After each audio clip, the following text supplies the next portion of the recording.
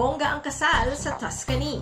Muling pumukaw ng pansin ang marangyang kasal ng anak ni CWS Party List Rep. Edwin Guardiola sa Tuscany, Italy nitong May 2024. Ang engrandeng selebrasyon ay dinaluhan ng 170 panauhin at ilang personalidad mula sa Pilipinas. Ito ay nagbigay diin sa magastos na pamumuhay ng kongresista na tinaguri ang top DPWH contractor ng isang kapwa mambabatas. Si Batangas Rep. Leandro Leviste ang nagsiwalat na si Guardiola umano ay nakapag-pre-order ng humigit kumulang na 20 billion pesos na proyekto bago pa man maaprubahan ang pambansang budget para sa 2025. Ayon sa ulat, siya ang ikalawang pinakamalaking sponsor ng mga infrastructure projects kasunod lamang ng nagbitiw na si Ako Bicol Party List Rep. Zaldico. Habang mainit ang usapin sa flood control scandal ng Administrasyong Marcos, kumalat online ang mga larawan mula sa kasal ng anak ni Guardiola na si Kyla kay Michael Tiauki.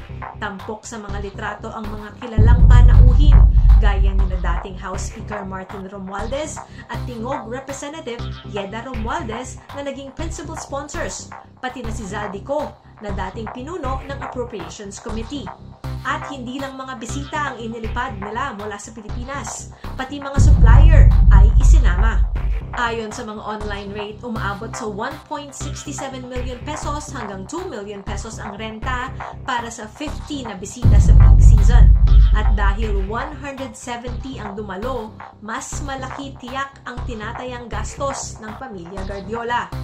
Lacson, inalok umano ng retired generals na sumali sa civil-military junta. Anya, dinededma ko.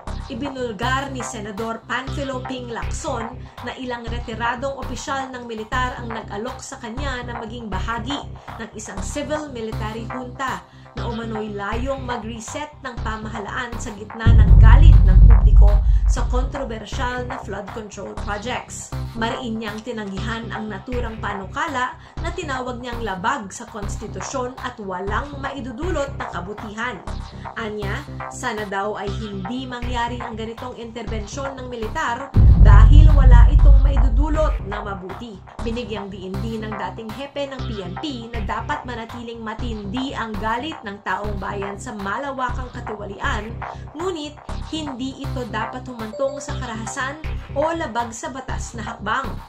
PCG, tiniktika ng 2 Chinese ships sa Bajo de Masinloc. Nagpatrolya ang Philippine Coast Guard sa Bajo de Masinloc noong Nobyembre 23 at sinundan ng malapitan ang 2 barko ng China Coast Guard.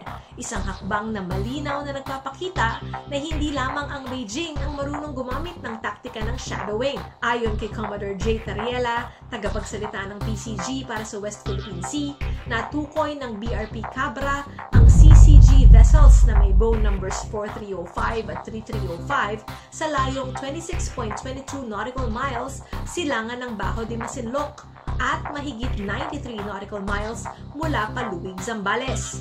Sa kabila ng mas maliit na sukat ng BRP Cabra na 44 meters lang, hinarap nito ang mas malalaking barko ng China. Paulit-ulit na nagbigay ng radio challenge ang PCG at iginiit na umalis ang mga barko ng China dahil sa paglabag ng Philippine Maritime Zones Act, United Nations Convention on the Law of the Sea, at sa 2016 arbitral ruling na nagbasura sa malawak na pag-angkin ng Beijing sa South China Sea.